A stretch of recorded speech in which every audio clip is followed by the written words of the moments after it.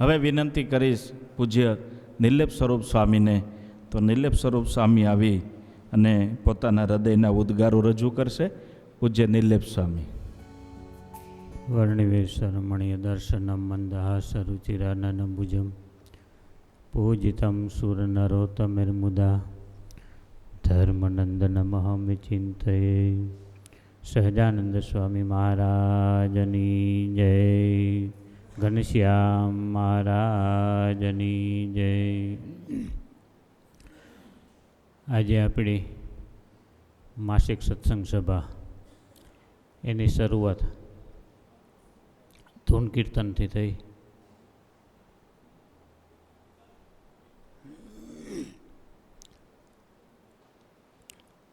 અમિતભાઈએ પ્રવચન કર્યું, ભગતે પ્રવચન કર્યું, ભક્તવત્સલ સ્વામીએ પ્રવચન કર્યું, વ્રજવલ્લભ સ્વામીએ પ્રવચન કર્યું. જે કંઈ આપણે જરૂરિયાત છે એ બધી વાત, બધી વસ્તુ આપણને મળી ગઈ છે. હવે તો એ જે મળ્યું છે એને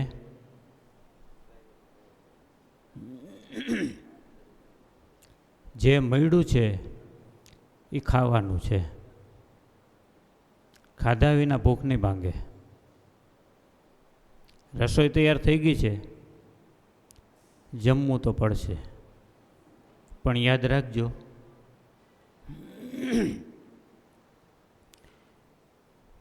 આપણા આદિગુરુ ગુણાતીતાનંદ સ્વામીએ અને મહારાજે પોતે પણ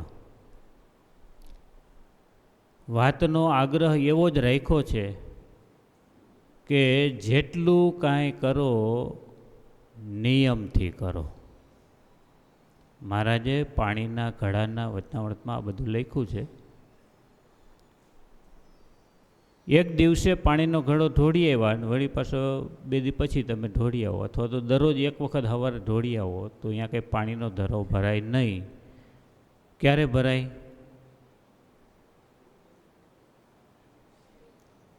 એમ આપણને ઘણું બધું પીરસાઈ ગયું છે. બધું એકારે ખાઈ જાઓ તોય અનુકૂળતા નહીં રહે, કાંઈ નહીં જમીએ તોય અનુકૂળતા નહીં રહે.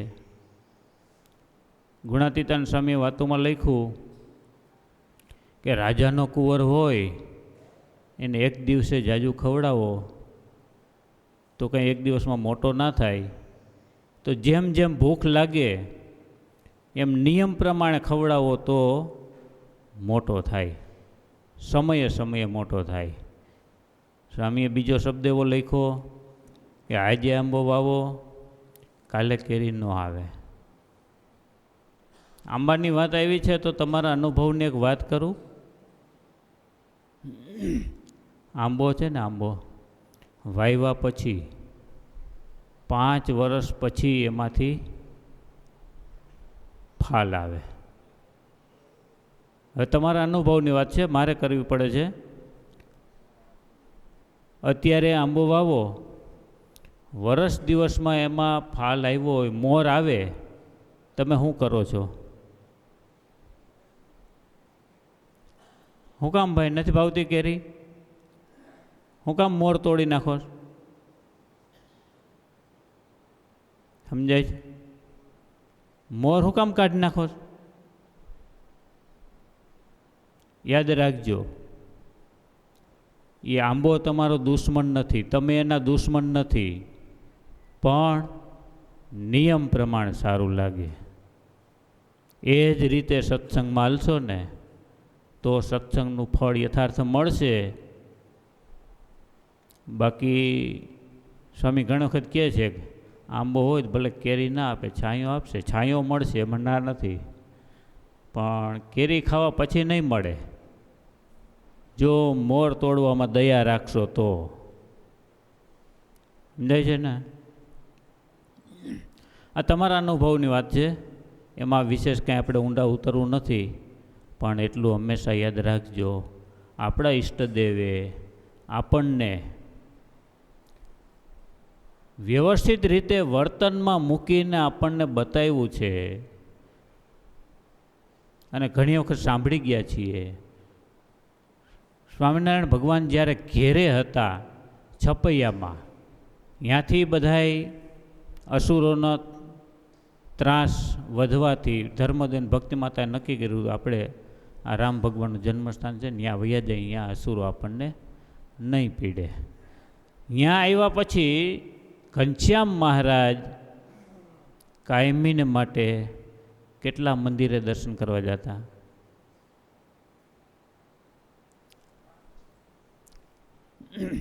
મંદિર તો 3000 છે, પણ ઘનશ્યામ મહારાજ, શાસ્ત્રમાં એવું લખ્યું છે ઘનશ્યામ ચરિત્રમાં બધે, દરરોજને માટે 20 મંદિરે દર્શન કરવા જતા.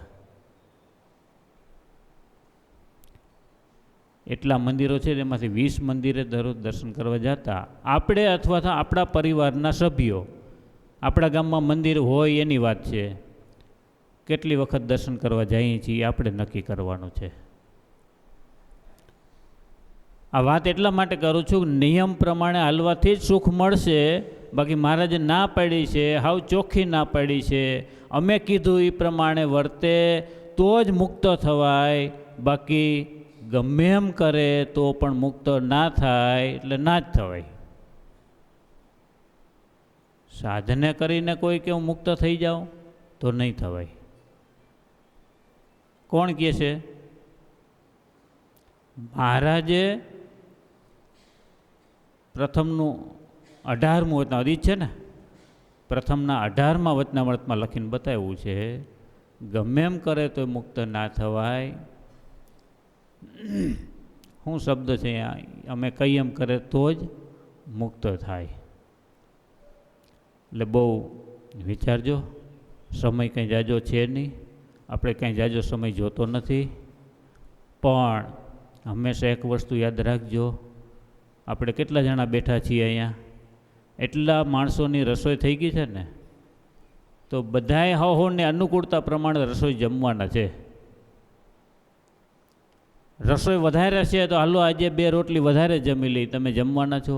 આજે ઘટે એમ છે તો હાલો 1 રોટલી ઓછી ખાવું, એવું કરવાના છો. તો અહીંયા કેમ નિયમ રાખો છો? હું કામ રાખો છો એ ખબર પડી ગઈ ને તમને? ત્યાં નિયમ રાખીએ છીએ શું કામે?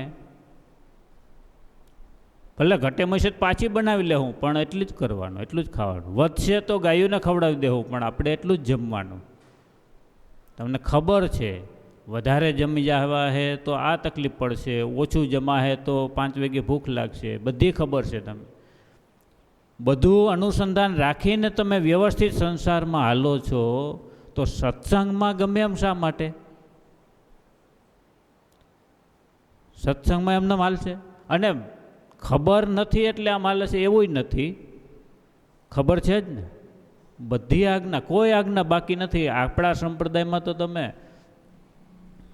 એના માટે તો હું વાત કરવી, એક શાસ્ત્રનું પાનું એવું નથી કે આપણને અનુકૂળ આવે એવી વાત એમાં ના હોય.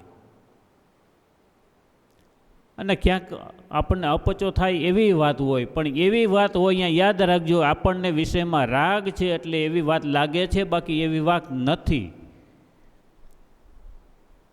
મહારાજે ત્યાં સુધી લખ્યું કે શાસ્ત્રનો, સ્વામી બાપાએ નથી લખ્યું, શાસ્ત્રનો એક લીટો પણ અર્થ વગરનો નથી, ત્યાં સુધી લખ્યું છે. તો હું આપણને અનુકૂળ ના આવે એવી વાત એમાં હોય? આપણા ગુરુએ આપણને આદેશ કર્યો છે કે દરરોજ, અને કહે જ છે, હજી કહે જ છે ને, દરરોજ શાસ્ત્રનું 1 પાનું વાંચવું, કમસે કમ 10 મિનિટ વાંચવું. નથી કહેતા આવું? તો ઘણા એવું કહે કે અમે શિક્ષાપત્રી વાંચીએ છીએ. એ શિક્ષાપત્રી અભ્યાસ માટે નથી, એ તો સામે ભગવાનને આજ્ઞા કરી છે કે અમારી શિક્ષાપત્રી છે એ અમારું સ્વરૂપ છે. દરરોજ આનું વાંચન કરવું. વાંચવાવાળો કોઈ ના હોય તો, વાંચતા ના આવડતું હોય તો વાંચવાવાળો કોઈ હોય એને કેવું કે વાંચો, એમાંથી 5 શ્લોક સાંભળી લેવા. કદાચ મહારાજ કે એવો કોઈ ના મળે ત્યારે શિક્ષાપત્રીની પૂજા કરવી, તો પણ આજ્ઞા પાડી કહેવાય. એ જ રીતે સત્સંગમાં જેટલા નિયમથી ચાલશું એટલી આપણી શોભા છે, એટલો આપણો વિકાસ છે, અને જેટલા નિયમથી બહાર ગયા એટલો આપણો વિનાશ છે. યાદ રાખજો, વિનાશ આપણા હાથમાં જ છે, વિકાસ પણ આપણા હાથમાં જ છે. આ ચૂંટણી આવી તો કેટલા આમ બધા જોર જોરથી ઓલું કરે છે, એનાથી મત નથી મળતો. મત શેનાથી મળે છે? બસ કામ એવું કરો તો મત મળે. સમજાય છે? એટલે જાજુ કંઈ કહેવું નથી, પણ એટલું તો કરવું જ પડશે. ભલે આંબામાં મોર આવ્યો હોય, તોડતા સંકોચ નથી થતો, એમ સત્સંગમાં વિકાસ પામવો હોય તો 2 ગુણ આવ્યા હોય તો એ ગુણને તોડી નાખજો. સ્વામી બાપાનો સિદ્ધાંત છે. ગુણને દાબી રાખજો, અવગુણ હોય એ બહાર કાઢજો, તો એનાથી સત્સંગનો વિકાસ છે. નહીતર સત્સંગનો વિનાશ તો ઊભો જ છે. પછી ભલે ને તિલક ચાંદલો કર્યો છે ને ડોકમાં કંઠી હશે એટલું થાય, પણ એથી વિશેષ ફળ નહીં મળે. એથી વિશેષ ફળ જોતું હોય તો કાંઈ બીજું કરવાનું નથી. જે આપણને આપણા ઈષ્ટદેવે, આપણા ગુરુએ, આપણા વડીલોએ, આપણા વડવાઓએ જે આપણને આદેશ કર્યો છે એ લીટા પ્રમાણે હાલવાનું. એમાં જ સુખ છે ને એથી 12 જેટલા ગયા એટલું દુઃખ છે. સ્વામી ઘણી વખત કહે છે પાણી છે એ જીવનું જીવન છે, પણ પાણીમાં ડૂબકી મારીને 10 મિનિટ રહ્યો તો એ જ પાણી આપણો નાશ કરે છે. અને તરસ લઈ ગયો અને એમાંથી 2 ગ્લાસ ભરીને પીવો તો 2 ગ્લાસ છે એ તમારું જીવન બની ગયું. ઓલું બધું પાણી છે એ જીવન છે, છતાં આપણું મોત બની ગયું.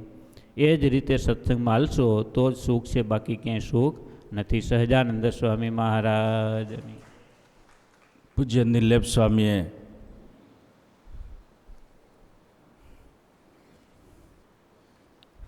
બધા જ વક્તાઓના વાતને નિચોડ સ્વરૂપે આપણે કેવી રીતે આપણા જીવનને બનાવવાનું છે, આપણા હાથની જ વાત છે. આપને ગુરુ મહારાજ આજ્ઞા કરે છે, કહે છે, પણ એમાંથી આપણે કેટલું રાખીએ છીએ, કેટલું પાળીએ છીએ, એ આપણા ઉપર ડિપેન્ડ કરે છે. અને ધારીએ તો થઈ શકે, ના થાય એવું પણ નથી. થોડીક આળસ ઉડાડવી પડે, સિવાય બીજી કોઈ વસ્તુ નથી. થોડોક ટાઈમ લેવો પડે. ટાઈમ તો આપણો બીજો ઘણી જગ્યાએ જતો રહે છે, પણ આમાં થોડોક ટાઈમ લઈએ